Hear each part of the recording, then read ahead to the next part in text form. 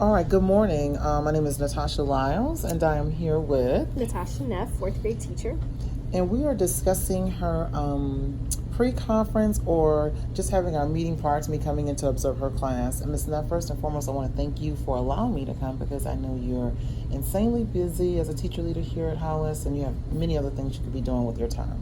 So thank you for having me. Very welcome. So what exactly will the lesson be focused on, or what will be the objective of the lesson I'll be seeing? In the morning from 8:30 to 9:30, we work on something called All Block. Here at Hollis, All Block is our skills and writing block. So we will be in the writing process right now. So we are currently working on our first draft of the writing process, and we're going to continue to revise and edit our draft so it then will become our second draft. So at the beginning of the lesson, we usually just do quick reminders or an explicit lesson. So maybe I'm working on the conclusion, that's what I want you to focus on today, then I will model a conclusion and you will work on it after that. So next week we will be on the body of our work. So I'll be focusing on transition words and making sure that you have enough sufficient details to support your main idea for your paragraphs. Excellent. So how do you keep your students engaged during the all block writing block? For all block writing, we try to find writing prompts that are fun and entertaining. So we do have the autonomy to do that in our session. So this month's was on influential Black Americans, so that they can pick someone who's interested in them and then research that person. So they're practicing research and they're practicing their informational writing. So a lot of the first activities were watching videos on people, and you can pick inventors. One of my students, she picked the person who invented the sanitary napkin.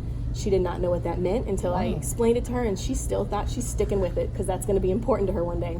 Oh. So anything that interests them, as long as they have approval and they enjoyed that, and now once they've researched, actually write about them. Good deal. Are there any additional concerns or questions that you might have? The only thing that's hard in my class is that I am the co-teaching class, and I have different kids who come in and out. I have autism kids who come in. I have kids from other classrooms that come in for co-taught time. And so understanding that some of us can write sentences, some of us can't write words. So we have just such a variety of kids in the classroom. So noticing and trying to meet all their needs is a challenge.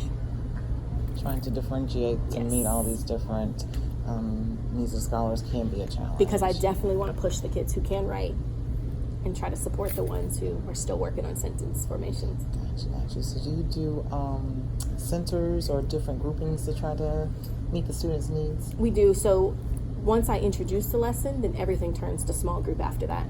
And this week they are grouped on ability.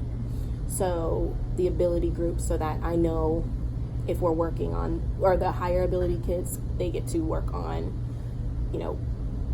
in-depth paragraphs, or the low ability kids, they're just working on completing a main idea. Okay.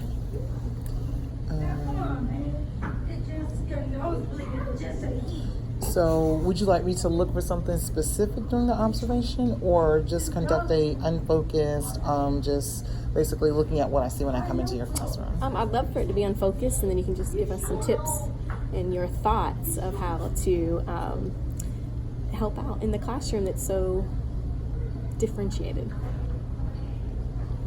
Gotcha. Thank you so much, Ms. Neff, for your time once again, and I look forward to coming back to your classroom after the winter break. Thanks. Thank you.